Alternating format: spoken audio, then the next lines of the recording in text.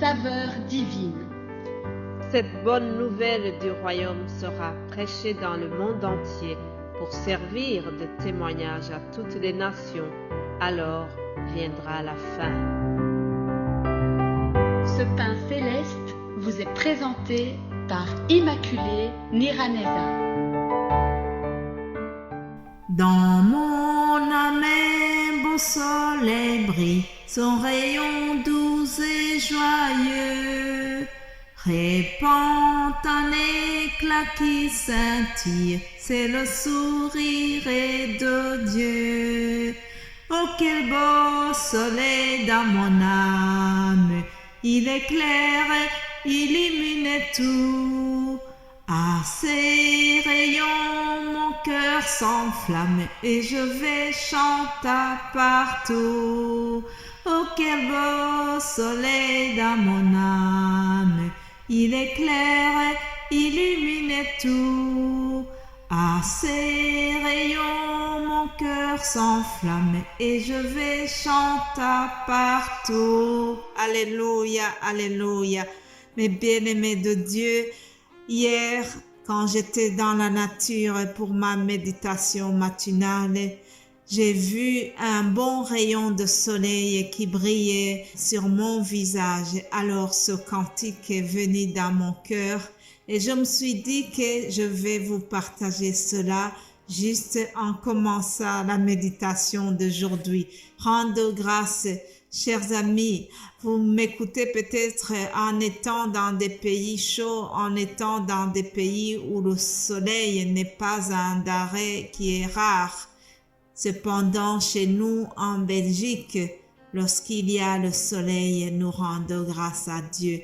Alors vraiment, j'étais bénie de voir ce bon rayon matinal qui s'est levé. Alors, je rendais grâce à Dieu, je remerciais Dieu pour la nature, pour les oiseaux qui chantent vraiment. Tout autour de moi m'invitait à glorifier Dieu pour sa création. Alléluia. Je souhaite que le soleil divin reste dans votre cœur. Alors, continuons notre méditation. Toute la semaine a été réservée à la puissance du Saint-Esprit. Acte 1er chapitre au verset 8, Jésus avait annoncé que lorsque le Saint-Esprit viendra sur les apôtres, ils auront la puissance. La puissance a été déversée à ses amis et ils ont pu témoigner de lui. Ils ont pu annoncer la parole avec beaucoup d'assurance.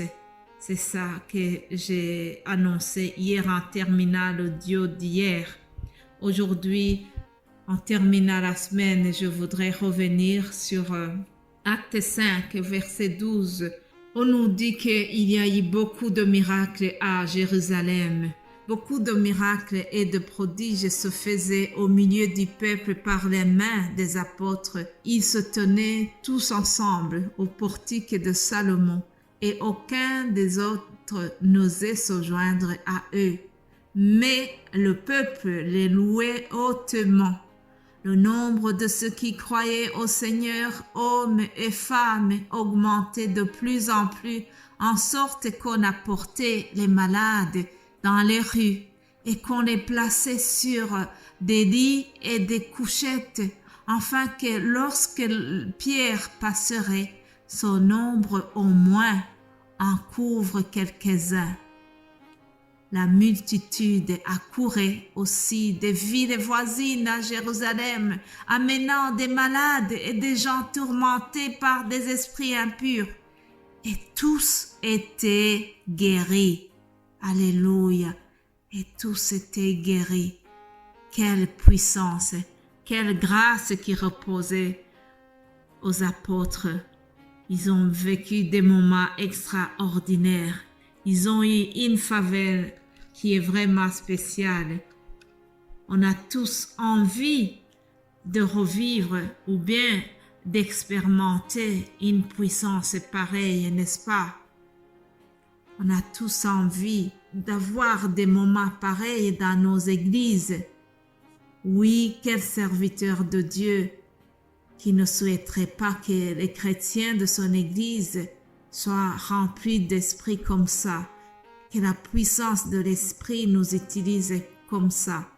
C'est quelque chose qui est extraordinaire. Dans l'Église primitive, ils ont vécu cela. Aujourd'hui, nous entendons aussi des guérisons miraculeuses. C'est parce que beaucoup de gens ne prennent pas le temps d'écouter les témoignages. Cependant, moi j'écoute souvent des témoignages de guérison. Je sais que le même esprit qui a utilisé les apôtres n'a pas changé. Aujourd'hui, il est capable de faire pareil. Alléluia. Donc, comme nous venons de le voir, beaucoup de miracles et de prodiges se faisaient donc par les mains des apôtres. Et après ce grand succès, le souverain sacrificateur, qui est donc le chef religieux, avec son équipe, ses collaborateurs, on va dire, ils furent remplis de jalousie. Ah oui, ils furent remplis de jalousie. Ils les ont arrêtés. On les a mis en prison parce qu'ils n'étaient pas contents que les apôtres ont eu autant de succès. En quelque sorte, ils n'étaient pas contents que les apôtres reçoivent une telle grande popularité. Alors, on les a mis en prison. Cependant, leur emprisonnement a été une autre occasion pour Dieu de manifester sa puissance.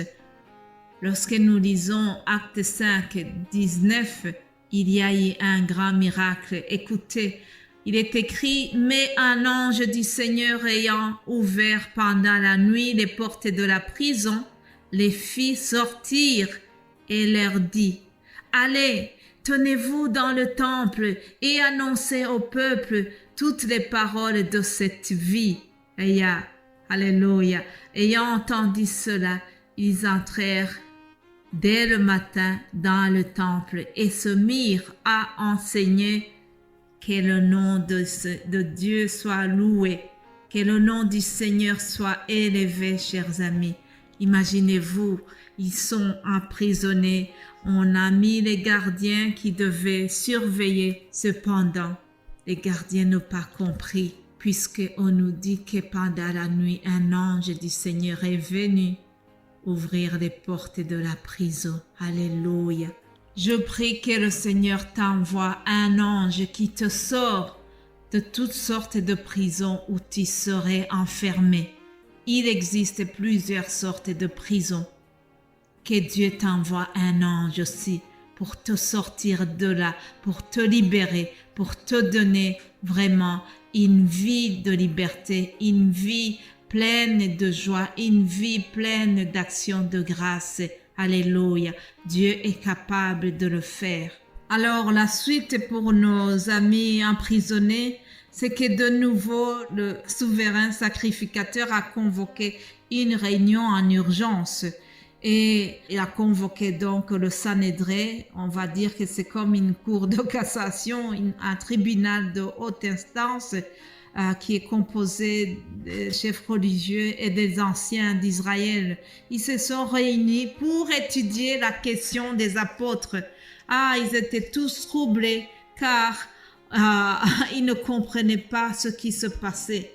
Ils ne comprenaient pas comment ils ont été libérés comme ça alors qu'ils avaient mis des gardiens. À la fin de la réunion, ils ont convenu qu'ils devaient à nouveau menacer les apôtres. Alors, au verset 28, acte 28, nous lisons qu'ils ont dit, nous avons défendu expressément d'enseigner en son nom, enseigner au nom de Jésus.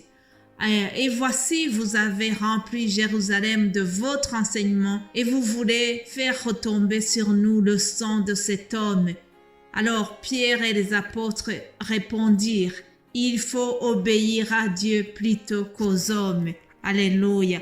Voilà la réponse d'un homme qui n'a plus peur, la réponse qui est remplie du Saint-Esprit. Il faut obéir à Dieu plutôt qu'obéir aux hommes. Ils ont risqué leur vie parce qu'ils étaient courageux, parce que ce n'était plus les mêmes. Ils ont choisi d'obéir à Dieu plutôt qu'aux hommes. Voilà comment nous devons aussi être déterminés. Chers amis, dans les temps qui courent, il faut vraiment être déterminés. Il faut montrer de quel camp on est. Soit on est pour Jésus, soit on n'est pas pour lui.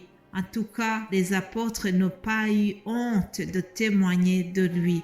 Que Dieu nous donne aussi la force de témoigner au nom de Jésus-Christ. Amen. C'est sur ce verset que je termine en vous souhaitant un bon week-end et si Dieu le veut, nous allons nous retrouver lundi par sa grâce. Amen.